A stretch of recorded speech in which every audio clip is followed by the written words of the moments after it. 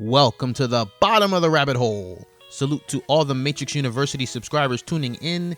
You are appreciated. In this video, we're going to discuss the Matrix comic, A Path Among Stones. That means there will be plenty of spoilers. And if this is your first time down here, or you simply want to know everything about the Matrix universe, be sure to like, subscribe, and hit the notification bell so you do not miss out on any future yellow-pilled content. A Path Among Stones was the second Matrix comic created by Ruth, the first of which was titled Hunters and Collectors. I'll leave a link in the description in case you missed it. Ruth also provided artwork for the Matrix comic Goliath, written by Neil Gaiman. Greg's first picture book, Our Enduring Spirit, was written by President Barack Obama. He also collaborated with Ethan Hawke on the graphic novel Inde, while the Lost Boy graphic novel was Ruth's debut for Scholastic. A Path Among Stones starts with a child named Emma Pearson in what appears to be her first psychiatric evaluation. The session is dated February 12th, 2002, so that timestamp gives us a clear location of where this comic falls on the overall timeline of the Matrix Universe events. Dr. Avery tells Emma's mother that she has an acute form of schizophrenia called Corona's disorder. Dr. Avery also recommended that he invite a specialist in that area for their following session next week. In session number 2, on Thursday, February 19th, 2002, Dr. Avery introduces Emma to a Dr. Frey who quickly asks what's her doll's name. Emma replies that his name is Charlie. The doll has wires hanging out of its head instead of hair. Dr. Frey then asks Charlie the doll how it got all those wires. Emma answered that she put them there. When Dr. Frey asked her why, Emma responded that is how the doll appears when she closes her eyes. She goes on to say that behind her eyes, she can see the doll isn't real, that the doctor isn't real, that nothing is real. Dr. Frey then asked Emma if she believes what she sees behind her eyes to be true. Emma said yes, but when he asked Emma what she sees when her eyes were open, Emma answered that she saw lies. When Dr. Frey inquired about who was lying to her, Emma responded that she isn't supposed to say.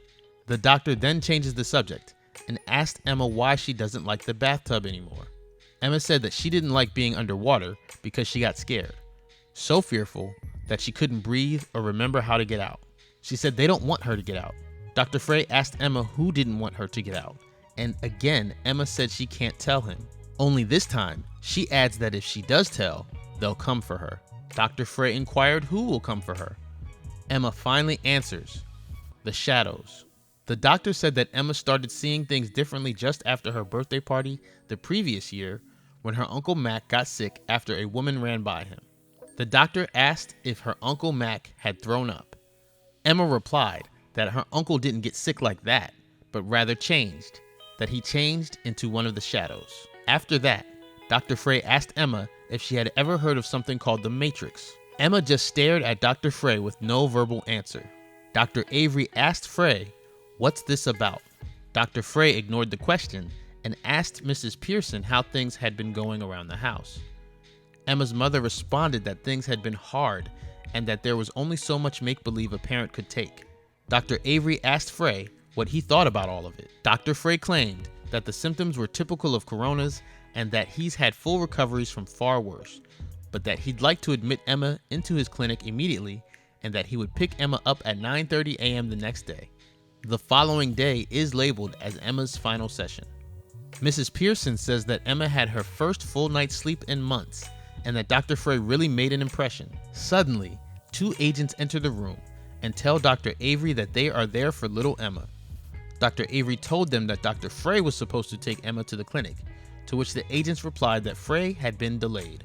The agents introduced themselves to Emma as Mr. Finn and Mr. Jones, and you all should remember Agent Jones from the original Matrix film.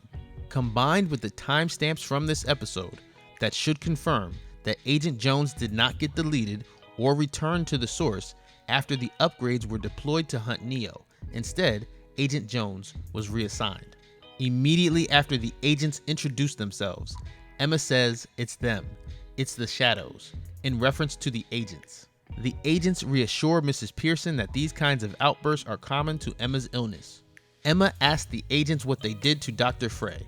The agents assure Dr. Avery that all the paperwork is in order, and Emma demanded that she wanted Dr. Frey.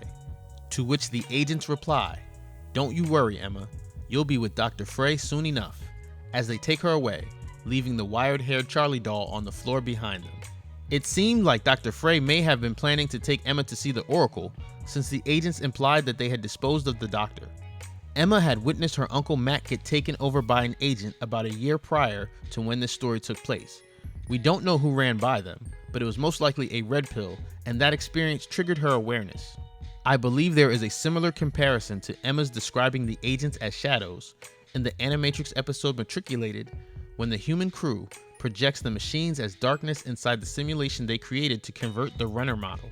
I'll leave a link in the description for anyone who might have missed that video. Don't forget to show off your hardcore Matrix fan status by ordering the custom Resurrection Code Sneakers. Tickets for Project Matriculated are on sale now.